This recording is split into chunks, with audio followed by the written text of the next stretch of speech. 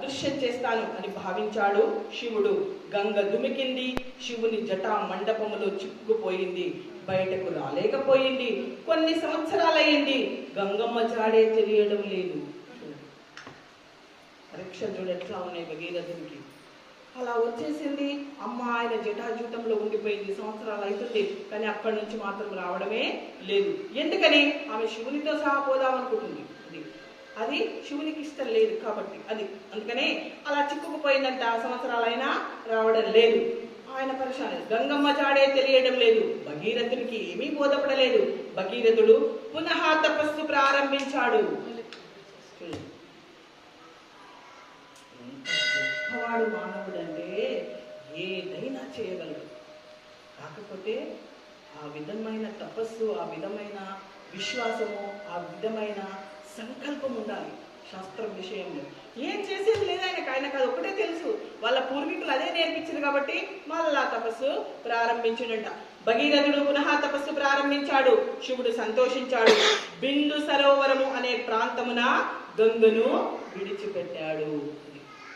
బిందు సరోవరం చూడండి, అక్కడ గంగను వదిలేసిందంట ఆయన. భగీరథుడు పునః తపస్సు ప్రారంభించాడు. శివుడు సంతోషించాడు. అంటే దీనితో మనకు అర్థమవుతుంది ఏం చెప్పండి మీరు? భగవంతుడు సంత్ పురుషులను సత్సంగాలకు, సంత్ హృదయాలకు, సాధనకే కట్టుబడతాడు. అంతే, ఇంకా ఈ వేరేదానికి అవసరం కూడా లేదు. అందుకని ఆ విధంగానే మనం ఆయనను అర్చించాలి.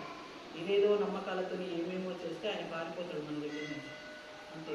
మనం అనుకుంటుంటాం, ఇన్ని పూజలు చేసినా, ఇన్ని ఉపవాసాలు చేసినా, ఇంతగానే పువ్వులతో పూజలు చేసినా, ఇన్ని టెంకాయలు కొట్టినా ఎందుకు అసలు నాకు మంచిది? నీ మనస్సు ఎక్కడుంది? నువ్వు పూజలు చేస్తే ఇవన్నీ చేస్తే కాదు, నీ మనస్సు నీ మనస్సు నీ మనస్సు భావగ్రాహి జనార్దన, నీ మనస్సును చూసేవాడు భగవంతుడు. అది శుద్ధి చేసుకోవాలి మనం. అందుకనే చెప్తున్నాడు అక్కడ. భగీరథుడు పునః తపస్సు ప్రారంభించాడు. శివుడు సంతోషించాడు. బిందు సరోవరము అనే ప్రాంతమున గంగను విడిచిపెట్టాడు. శివుడు గంగను వదిలినప్పుడు పావన గంగ 7 పాయలుగా చేరి ప్రవహించసాగింది.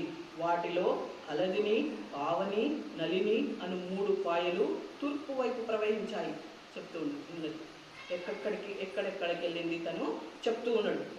సుచక్షువు, సీత, సింధు అనేటి 3 నదులు పశ్చిమ దిక్కున ప్రవహించాయి. 7వ పాయ భగీరథుని అనుసరించింది. భగీరథుడు దివ్యమైన రథమునెక్కి ముందుకు సాగుచుండగా గంగా భగీరథుని అనుసరించి నడవసాగింది. తూర్పుగా ప్రవహించి తూర్పు సముద్రములో సంగమించు ప్రవాహములను నదులు అంటారు. పశ్చిమముగా ప్రవహించి పశ్చిమ సముద్రములో సంగమించు ప్రవాహములను నదములు అంటారు. నదులకు నదములకు సగరుడే గతి, సగరుడే పతి. ఈ నదులన్నీ కూడా ఎక్కడికి చేరాల్సింది? సముద్రంలోనికి. అప్పుడే వాటికి పూర్ణాహుతి. మనమంతా చేరవలసింది భగవంతుని దగ్గరికి. అప్పుడే మనకు పూర్ణాహుతి. అక్కడే ముక్తి, అక్కడే మోక్షం. ఎక్కడికి వెళ్ళినా బంధమే అది.